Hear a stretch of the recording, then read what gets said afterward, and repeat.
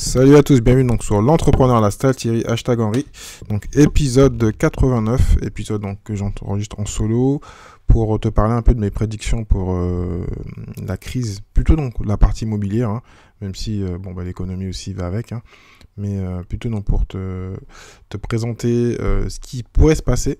Hein, je vais faire mon Nostradamus et donc te parler un peu d'immobilier, surtout pour te dire que sur le mois de mai, je vais tenter d'interviewer que des entrepreneurs, enfin des investisseurs dans l'immobilier. Dès l'épisode prochain, donc dès mercredi, donc ce sera donc une investisseuse. Ensuite, il y aura donc d'autres investisseurs. Donc tout le mois complet, le mois de mai, logiquement, on va parler d'immobilier parce que je pense qu'il faut se préparer. Des opportunités, il y en a toujours, donc il y en a toujours eu. Donc c'est pas gênant. Mais il faut, je pense, ceux qui sont toujours en train de rêver et disent que c'est la bonne période, ben là, il ne faut pas la rater. Parce que souvent, certains ont des regrets. Parce que moi, je viens de l'immobilier. Pour ceux qui ne me connaissent pas, je vais quand même faire une courte présentation. Donc, j'ai quand même 10 ans dans l'immobilier. 5 ans en tant que franchiseur, j'avais 3 agences immobilières. Donc, je gérais une autre où j'étais associé. Et donc, j'ai vécu dans l'immobilier. Je ne suis pas le plus grand investisseur, donc je n'ai pas investi beaucoup, mais j'ai beaucoup vu d'investisseurs. J'en ai beaucoup étudié. J'ai beaucoup aussi tenté, tu l'écouteras dans un podcast où on m'a interviewé dernièrement sur Débrouillard, tiens à l'écouter, où j'ai tenté beaucoup de trucs. Ça, c'est pas fait, mais c'est pas grave, hein, tu apprends aussi par l'échec, par les erreurs que tu fais, même plus en général. Donc voilà, donc l'expérience, j'en ai, l'économie, le business, voilà, j'en ai, c'est pas un problème. Donc juste pour te dire que actuellement, donc, si tu as regardé un peu le marché n'a pas baissé. Il n'a pas baissé, mais l'immobilier a toujours un décalage par rapport à l'économie réelle. Mais ce qui est bizarre, c'est qu'aussi même le marché boursier, on va dire qu'on va tout lier, hein, à dévisser un petit peu, mais pas tant que ça. J'en parlais déjà dans d'autres vidéos. Donc, ce qui veut dire qu'il faut se préparer à quelque chose. Soit ça repart, mais ça m'étonnerait, parce que dans tous les cas, l'économie il va y avoir une sorte de récession. Je n'ai pas trop aller dans l'économie, je ne suis pas économiste, mais je m'y intéresse quand même, c'est important. Donc, une sorte de récession, donc un ralentissement de l'économie. Comme je le dis, très souvent, je le répète, et tout le monde le dit, il n'y a pas de grosses boîtes qui sont tombées, parce que les États font ce qu'il faut, mais automatiquement, quoi qu'il arrive, on va être ralenti, parce qu'on va changer de monde, enfin de rythme, avec les masques, les choses qu'on n'a pas envie de faire, mais on va devoir changer notre façon de consommer et de vivre. Heureusement, donc l'e-commerce est là, donc ça nous aide, mais on ne passera pas tous à l'e-commerce. Il y en a qui ne veulent pas passer à l'e-commerce, qui ne veulent pas tout faire sur le net, ils veulent se rencontrer vers des humains. Donc, mais comme, voilà, quand on va vouloir aller à Paris ou ailleurs, on ne va pas tous pouvoir y aller. On va faire commencer les entreprises tout doucement. Il y a un décalage de 3 mois où on n'a pas eu rentrée de chiffre d'affaires, peut-être d'autres 6 mois, les restaurants vont fermer, ça c'est sûr et certain, ça il ne peut pas y avoir d'erreur. Et donc c'est même là où je pense qu'il peut y avoir une opportunité. La première opportunité, je pense, c'est dans les fonds de commerce qui veulent racheter, mais surtout en fin de compte les locaux commerciaux. Même si souvent donc, beaucoup de restaurateurs ne sont pas propriétaires, hein, ils sont souvent locataires. Mais il y a peut-être des locataires leur business c'est que les fonds de commerce. Automatiquement, ils vont devoir peut-être liquider, faire du lest parce que il y a plein de personnes qui n'ont pas payé le loyer. Il va y avoir des procédures judiciaires quand ça va traîner. Tout ça pour te dire que je pense que rien ne va se faire maintenant. Je pense qu'il faut se préparer, regarder, être à l'affût, faire du cash. Donc vendre tout ce que tu peux vendre pour créer ta trésorerie. Hein. Si tu as des choses qui n'ont pas d'intérêt pour toi, même des biens où tu as fait du cash, revends pour avoir de la trésorerie actuellement. Même si, comme tu le sais aussi, pour revendre actuellement, c'est un peu compliqué. Parce que même les notaires vont ouvrir, mais ça va pareil. Tout ça va être au ralenti. Et une économie au ralenti, et c'est une économie mondiale, c'est pas juste la France. Va faire que automatiquement, il va y avoir des choses qui vont faire qu'on va rentrer en vraie crise. Parce que là, on est en crise sanitaire, on est un peu en crise économique. Mais moi, pareil, je l'ai dit plusieurs fois, moi je continue à travailler, ma femme continue à travailler, plein de gens continuent à travailler. Mais comme on est dans un monde, on doit échanger entre nous. Même si je fais du business, il y a des choses que je ne peux pas closer parce que les gens ne veulent pas closer maintenant. Ils patientent, ils attendent. Donc, peut-être que ça va partir, mais moi, c'est un peu à part. Je suis dans l'univers de la start-up. En plus, dans les grands comptes. Donc, c'est un cas à part. Ma femme dans l'agroalimentaire, juste pour donner un exemple, mais il y a d'autres qui n'ont rien à voir. Et d'autres où ils vont devoir s'habituer à vivre différemment. Donc, ces personnes-là, si par exemple, parce qu'on va aller dans le vif du sujet, elles avaient donc des projets immobiliers à faire, elles vont peut-être les faire. Mais actuellement, voilà, les gens n'ont pas en tête. J'ai même à part un investisseur, j'ai pas entendu par exemple parler d'investissement. Ils parlent de partir en vacances, retrouver leur travail et un peu de peur, ce qui est logique. Mais j'ai entendu aucune personne à part des proches qui sont dans l'investissement qui y pensent, mais c'est rare. Donc, et un marché ne peut pas être composé que d'investisseurs. Donc c'est pour ça que je te dis qu'il y a tous les gens qui voulaient acheter vont peut-être décaler, vont pas acheter. On se dira non, à moins que les prix baissent, si les prix baissent de 30-40%. Et même là, dans ces cas-là, parce que comme je dis, moi je viens de l'immobilier, les gens sont un peu dans l'attente parce qu'ils disent, ils sont tellement vicieux, l'humain, enfin c'est l'humain qui est comme ça, ils disent, comme ça va continuer à baisser, je vais attendre que ça baisse. Voilà. Et c'est dans l'autre sens, quand ça monte, en général, les gens ils ont peur, donc ils achètent. Mais quand ça baisse, ils patientent. Ils disent, ah non, ça a baissé de 20, ça va baisser encore de 20, et encore de 20. Et ce qui n'est pas le cas, en fin de compte, quand il y a une opportunité, il faut y aller. Parce que c'est vrai que des fois, tu peux être déçu, tu achètes à l'instant T, et 2 mois après, c'est encore baissé, c'est la vie. Mais à un moment, quand il y a une opportunité, c'est le mec qui te correspond, il y a la renta que tu veux, il faut te jeter dessus. Donc, même si ça baisse, ceux qui veulent acheter en résidence principale vont patienter.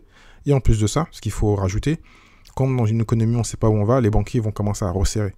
Et ce qui s'est passé à la crise 2008 et même les autres crises, en 2008, on a vu la baisse, mais en fin de compte, les banquiers ont commencé à resserrer 1 an après ou 1 an et demi après. Et donc, en 2009-2010, tu ne pouvais rien faire parce que les banques bloquaient tout. Donc, si tu as du cash, tu vas acheter. Mais toutes les personnes qui constituent le marché, il n'y a pas que les investisseurs, c'est même une grande partie, c'est les particuliers classiques qui veulent acheter et faire d'investissement, ne pourront pas acheter. Ils vont être bloqués. Je pense que les taux vont rester bas, donc ça c'est un avantage, ils peuvent rien faire, et même là on est en taux négatif et ça va continuer, donc l'argent va te prêter, la banque va te prêter, mais techniquement elle perd de l'argent. Donc bon, ça c'est un autre problème, c'est encore économique, c'est plus compliqué, je te mettrai des liens vers d'autres articles et autres dans le show notes. Mais donc tout ça pour te dire que donc ce mois-ci, donc je t'invite donc plein d'investisseurs dans différents domaines, colocation, donc immeubles, parking, autres, tout. Mais ce qu'il faut te dire, c'est que si tu veux acheter, en tout cas actuellement tu peux pas, ou c'est compliqué, même s'il y a des façons de signer maintenant solidaire, même là ça se développe, on peut maintenant comme signer par YouSign et d'autres services à distance, c'est très bien, donc encore, je pense que voilà, c'est un monde qui va rechanger, déjà que là il y a 12 ans, il y a plein de choses qui ont évolué, des boîtes qui n'existaient pas comme Airbnb, qui ont évolué, qui ont fait changer, et là on va faire encore un grand bond dans notre monde très moderne, qui va encore se moderniser, et donc il ne faut pas rester à l'arrière, donc il faut continuer à être formé. Il y a la partie numérique, technique, qu'il faut rester éveillé, parce que les choses vont changer. Mais l'immobilier n'a pas changé. Ça reste toujours la pierre, simple. Et donc, il faut rester donc à l'affût.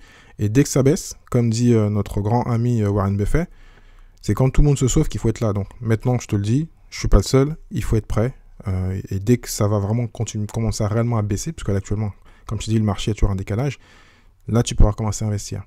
Et donc les opportunités, comme je les ai dit, je pense vont être sur les locaux commerciaux, même si tu peux te dire, comme dit Grant Cardone, que les locaux commerciaux n'ont plus de sens. Après, à toi de voir. Moi, je pense qu'il y a quand même des intérêts pour certains business, parce que, comme tu le vois, actuellement, les boulangeries, les boucheries, tout ce qui est commerce de bouche reste ouvert.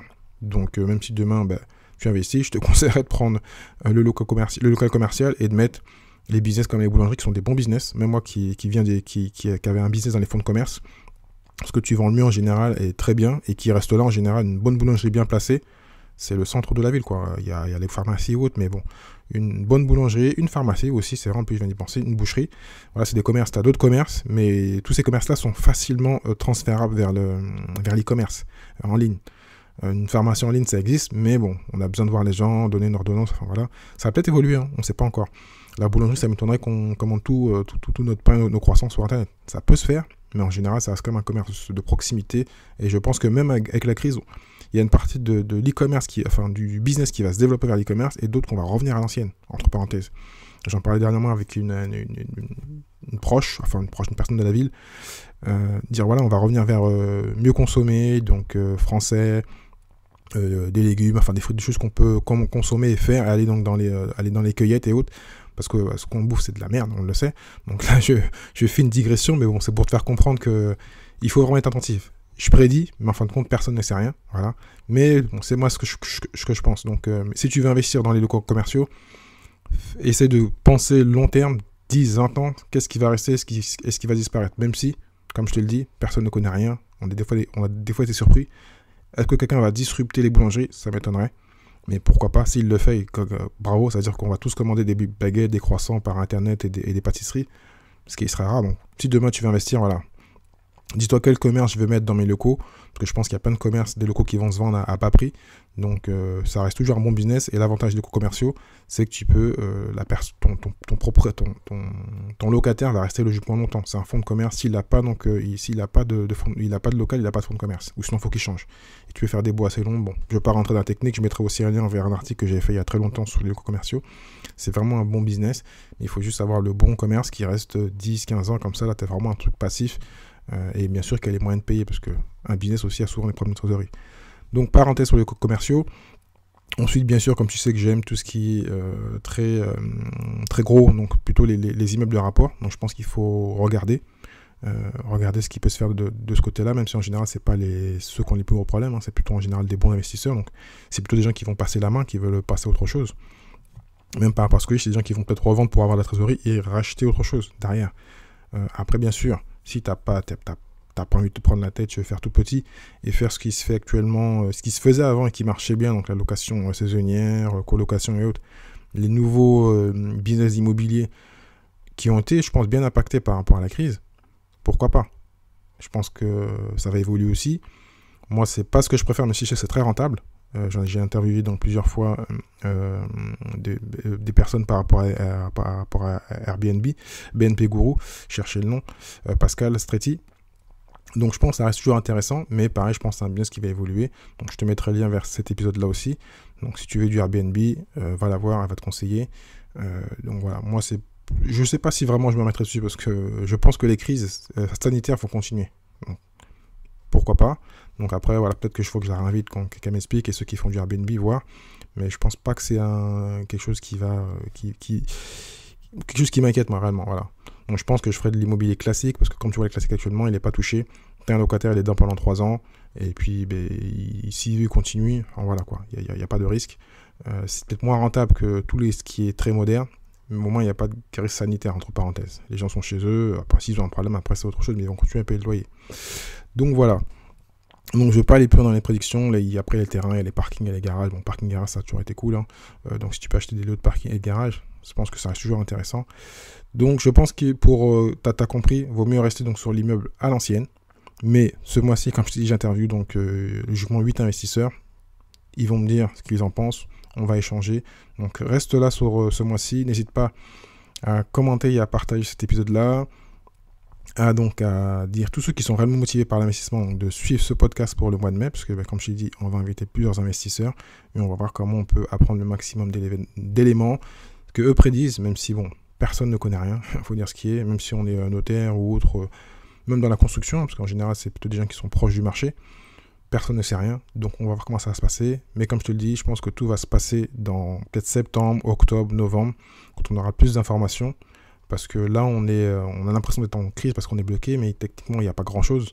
Mais tout va s'accentuer quand il va y avoir malheureusement des boîtes qui vont fermer, des gens qui vont perdre leur emploi, qui vraiment le perdent, pas du partiel, hein, et qui ne vont pas pouvoir consommer. L'économie ne va pas marcher normalement, donc en ralenti, donc automatiquement, on va rentrer en crise et en récession. Et vu ce qui se passe aux États-Unis, on est tous dépendants des États-Unis. Et M. Trump qui ne fait pas ce qu'il faut, entre parenthèses, qui laisse un peu mourir les gens.